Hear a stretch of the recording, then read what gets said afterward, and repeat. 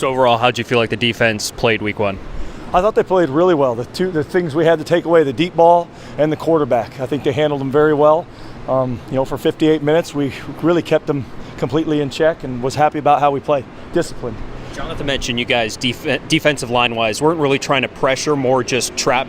Was that sufficient of what you saw of containing Cordero? Yeah, we were trying to keep him from escaping. Right, we knew watching teams and the week before that, right, when you just got on an edge and got vertical and ran past this guy, he made you pay.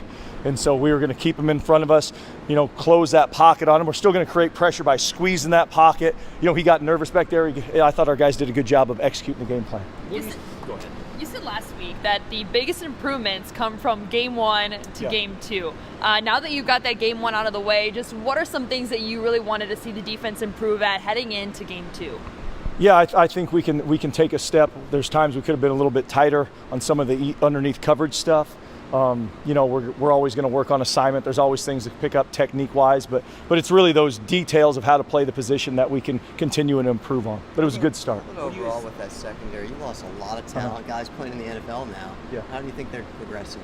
I was very, very pleased with what I saw on Sunday because I think they got good receivers at San Jose State. They got the one kid, the Nash kid, that's a really good receiver, and then a really good quarterback. So I was very pleased to see them play well against a good quarterback and a good receiving core.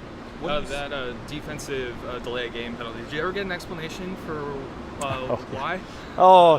Nothing that satisfied me, so I'll leave it at that. Okay. What are you guys doing to prepare for Davis? Obviously, looking at last week's game, they seemed maybe potentially a little one-dimensional, very heavily relying on the run. How are you guys preparing for them to make sure you guys are ready for the Aggies coming this Saturday? Yeah, we've taken a look.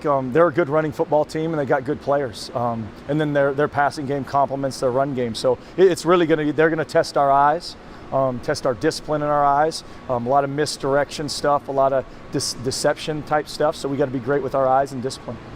How cool is it to see Jaden out there? I know he got to start in the bowl game, but out there, like starting week one, being one of the lead guys there in that secondary, especially at corner, his performance. What did you see there? What was so good?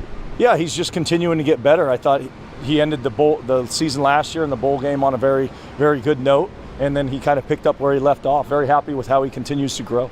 Are you familiar with Dan Hawkins and some of the things he's done through the years, that even at Willamette here in Salem? Yeah.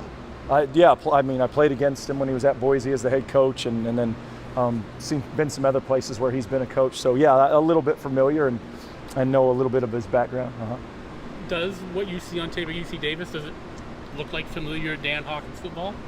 Yeah, they got new wrinkles and new stuff, but it's a lot of motioning and shifting and, again, trying to get you unsettled, cover down, adjust, and trying to catch you at a spot.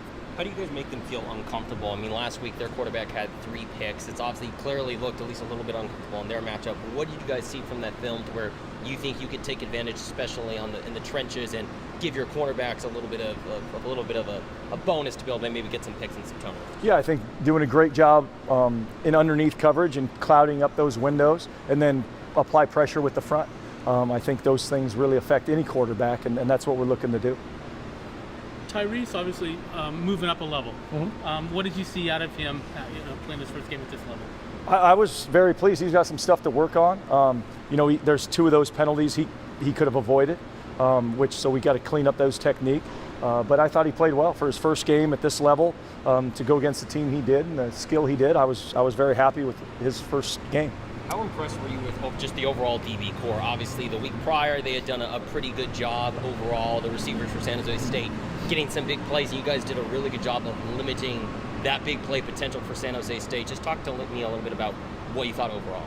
Yeah, I thought they did a great job of keeping things in front of them, staying on top of the receivers when they were supposed to, passing routes off when we were in zone coverage. Very pleased with the level at which they functioned for the first game. Is a week like this an opportunity for you guys to go past the 2 deep to see some guys in game action? We're gonna play the game to win. This again, it's a talented team, and we're definitely not taking them lightly. I know in my history I've been in games like this where you play a talented FCS team. They got players, you can see it. So we got to be ready to win the game, and that's all our focus is. How do you make sure the team doesn't potentially overlook a team like UC Davis? I think it goes just back to our culture and how we're built. We're out there to play our best football, regardless of who we go against. I think that's just how we go about our business and operate.